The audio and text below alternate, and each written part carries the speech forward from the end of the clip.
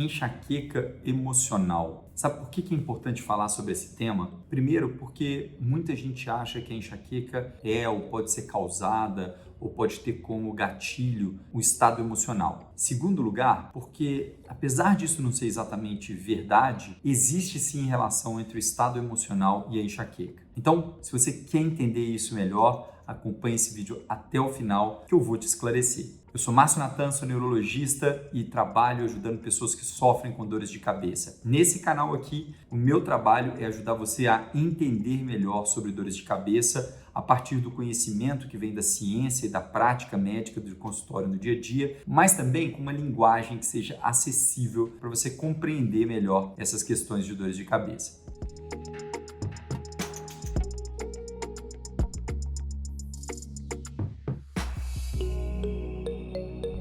Sabe que se você jogar no Google enxaqueca e começar a escrever o Google vai completar enxaqueca emocional. Sabe por quê? Porque muita gente procura essa informação sobre enxaqueca emocional no Google, porque muita gente ouve falar sobre a importância do estado emocional e muita gente acha que, na verdade, a enxaqueca ela é desencadeada pelo estresse, ela é desencadeada pelo estado emocional. Olha, isso é algo que, apesar de muita gente observar, eu vou te dar uma ideia aqui que você vai refletir e vai chegar à conclusão que isso, no mínimo, é uma verdade incompleta. Para pensar em pessoas que você conhece que não têm dor de cabeça. E você vai encontrar algumas pessoas. Imagine só se essas pessoas são pessoas que não têm estresse. Provavelmente não são pessoas que não têm estresse. Aliás, muita gente sofre com grande quantidade de estresse, eventualmente desenvolve transtorno de ansiedade por conta disso e acaba que essas pessoas, algumas delas, nunca vão ter um episódio de dor de cabeça importante na vida. Ou seja,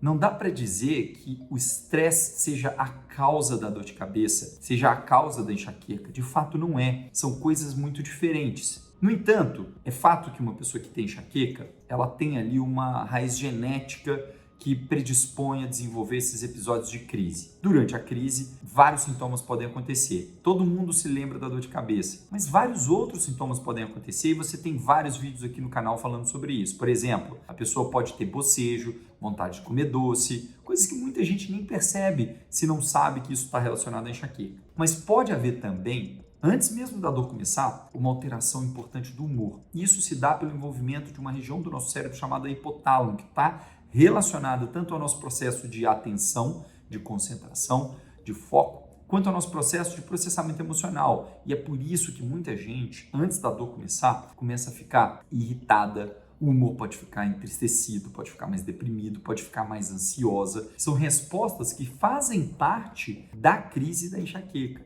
Mas na maioria das vezes, esse estado de ser, ele se restringe ali em grande parte ao momento da crise, aos dias em que a pessoa está com crise, não só com dor de cabeça, pode começar antes, pode terminar depois da dor de cabeça, mas fora isso, na maioria das vezes, especialmente em pessoas que têm crises eventuais, os outros dias não são ali regados por tanta ansiedade ou irritabilidade. Tanto é que a pessoa consegue identificar muitas vezes que esse sintoma, ele prediz que a dor de cabeça vai chegar. Então, veja qual é esse aspecto que eu estou apontando. Eu estou apontando para o aspecto de que a irritabilidade, sintomas que podem ali chamar atenção para um quadro de ansiedade ou mesmo de um humor alterado, podem fazer parte do universo de sintomas da crise da enxaqueca. E é claro que se a pessoa tem crises muito frequentes, isso pode se tornar muito recorrente e pode gerar uma percepção mais perene de alteração de ansiedade, de depressão e, eventualmente, isso pode estar diretamente relacionado com um sintoma que se repete dentro da crise da enxaqueca. Mas tem uma outra relação que é importante de conhecer, que é o seguinte: apesar da enxaqueca, como a gente já falou, ter sua origem genética e não ser a mesma origem do quadro, por exemplo, de ansiedade, de estresse, é fato que uma pessoa que tenha a genética da enxaqueca, quando ela desenvolve uma sobrecarga de estresse, quando ela desenvolve um transtorno de ansiedade, quando ela desenvolve eventualmente um quadro de depressão, esses elementos que têm muita importância na saúde mental, eles acabam estimulando os processos cerebrais que estão relacionados à enxaqueca a desenvolver mais e mais e mais crise. Ou seja, a apesar da enxaqueca não ser causada nem pelo estresse, nem pela ansiedade, nem pela depressão, a enxaqueca pode sim piorar e muito em função da existência conjunta da depressão, do transtorno de ansiedade e da sobrecarga de estresse. Aí muita gente fala assim, então isso é um gatilho para enxaqueca. Veja, eu não acho que a gente possa dizer que é um gatilho. Por quê? Porque o componente de gatilho a gente lembra como uma reação direta, quase imediata. A pessoa tem um estresse, tem uma crise, tem um estresse, tem uma crise. E nem sempre é isso que acontece. Muitas vezes o estresse pode vir junto com a crise, mas pode vir estresse sem crise e crise sem estresse.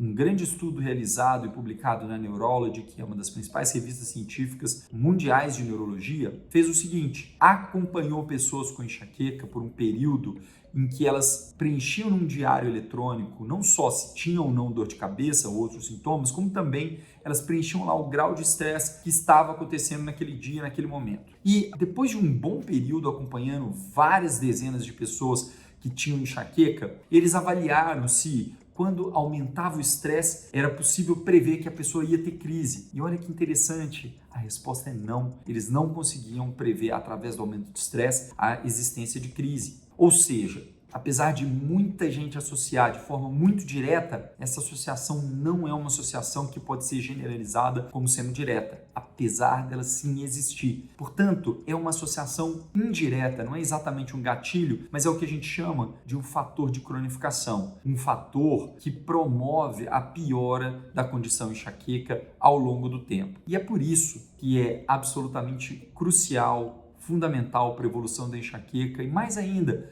para a qualidade de vida, que a gente cuide, que a gente dê atenção e que a gente leve com o maior carinho e cuidado a nossa saúde mental. Isso é extremamente importante para todo mundo que sofre com dores de cabeça e para todas as outras pessoas no mundo. Então, para terminar aqui, concluir o nosso raciocínio, a história é a seguinte: não existe enxaqueca emocional. A enxaqueca não é uma condição que a pessoa tem por causa do estado emocional. Mas quem tem enxaqueca e pode ter crises com ou sem ansiedade, estresse ou depressão, claro, se desenvolve ao longo da vida um estado de depressão, um estado de ansiedade crônica, um estado de sobrecarga de estresse, de burnout, isso tudo pode sim contribuir para a piora da enxaqueca. E é por isso que parte do tratamento da enxaqueca envolve justamente cuidar da saúde mental. Se você achou esse conteúdo valioso para você, salva aqui o nosso canal e aperte no sininho para receber todos os nossos vídeos, trazendo elementos, dúvidas, esclarecimento a partir de dados científicos para você compreender um pouco melhor sobre dores de cabeça. E eu vejo você